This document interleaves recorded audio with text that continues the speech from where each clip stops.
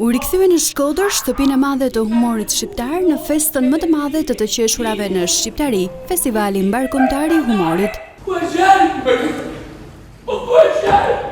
Trupa nga Shqipëria dhe artistë nga Kosova janë bërë bashkë në skenën e Teatrit Migjeni për të sjellë të qeshura dhe argëtim për publikun për gjatë gjithë javës. Ikonat e humorit shqiptar Zuliha Miloti, Drande Xhaj, Sander Roçi dhe Besnik Qenari mikpresin në qytetin e tyre parodistët e Vlorës, Agron Llakaj, Sevdaira Dogoshi e të tjerë. Një fest që vjen në drejtimin artistik të Arjan Çuliçit.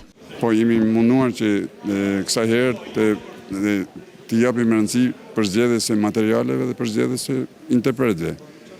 Materialet janë përzgjedhur jo vetëm për atë humorin e pastër, por edhe si tematik të tjetë ndryshme. Edhe më shumë se sa Shkodrës më duket nuk i takon kërkuj në Shqipëni.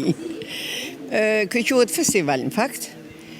Ne kemi ftu nga gjitha rrethet edhe nga Kosova, nga Maqedonia, qytetet më të largëta të tonët. Do t'jenë për natë, ne jemi për natë në shfaqje. Shkodra. Ato janë të ftuar, sigurisht 1, 2, 3 mund të jenë një shfaqje. Shkodra është dashse, i takon, është mretnesha humorit edhe i shkon për shtat edhe këtu bime i cili është marrë kombëtar edhe quhet Festivali i Humorit Shkodran.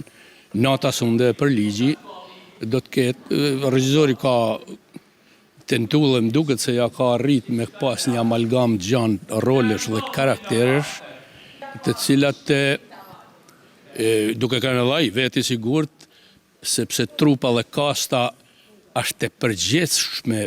Festivali solli këngën dhe humorin, stand-up comedy si dhe elemente të tjerë që bëjnë teje të veçantë.